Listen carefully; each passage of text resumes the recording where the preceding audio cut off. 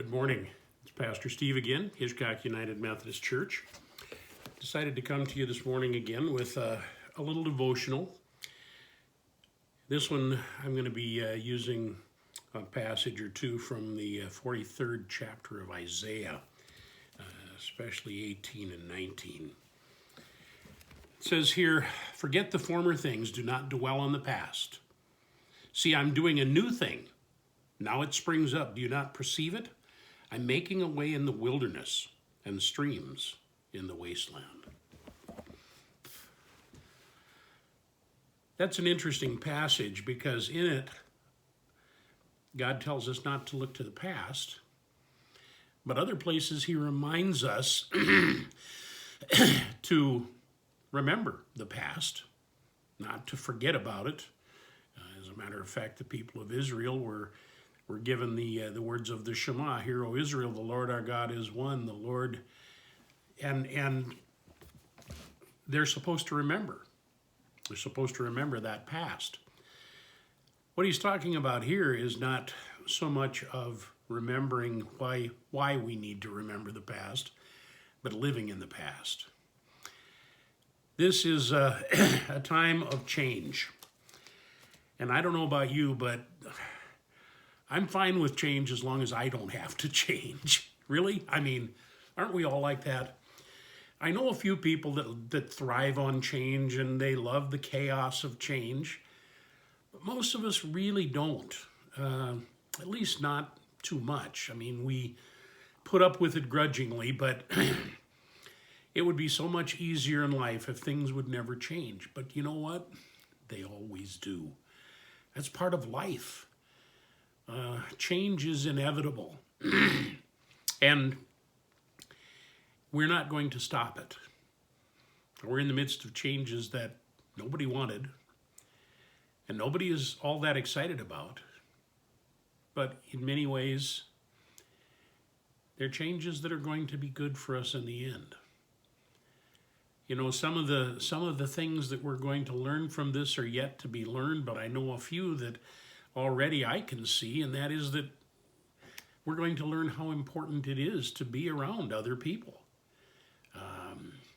You know, we live a fairly solitary life out on the prairies of South Dakota, but by the same token, we still relish those times when we can go to the restaurant, to the coffee shop, to church, and be with other people we love, people we care for.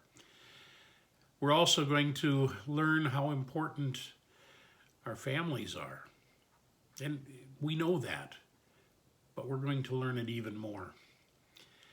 And there'll be other things that we learn from this change, and it will be changes for the better. And there will probably be some changes that we won't think are all that good.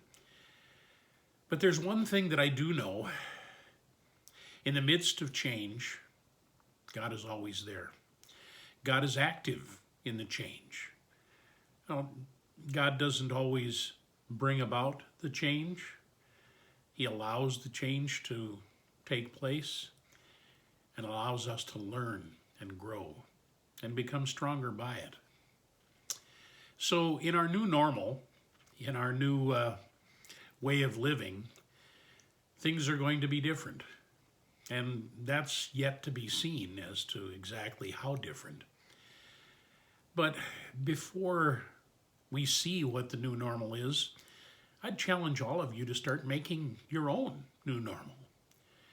I know I've mentioned in the past staying connected to people, Facebook, FaceTime if you have Apple products, face-to-face video chats on other devices are good ways. They're not the best, of course not. It's much better to be there in person so you can reach out and touch, but we can't right now. But that doesn't mean we can't stay connected, that we can't visit with someone, even if it is virtually. You know, technology is one of those double-edged swords. There are many blessings, there are some curses, but right now we need to embrace the blessings. The ability to connect over long distances, even when we can't be with each other. So if you have someone that you're concerned about, They don't do video chat. Get on the phone, call them up. Make sure you connect. Don't just sit around in your house feeling sorry for yourself. Check on your neighbors, check on your friends, check on your relatives. Make sure they're all right, and let them know that you love them and care about them, and God does also. In the midst of changes, God never does change. He's always the same, yesterday, today, and forever. Rest in that promise, friends, and may God bless you in the rest of this day. Remember, this evening at 7 o'clock, our Lenten message will be up here on the Facebook page, and hope that you'll be able to check it out. So enjoy your day, and God bless. Amen.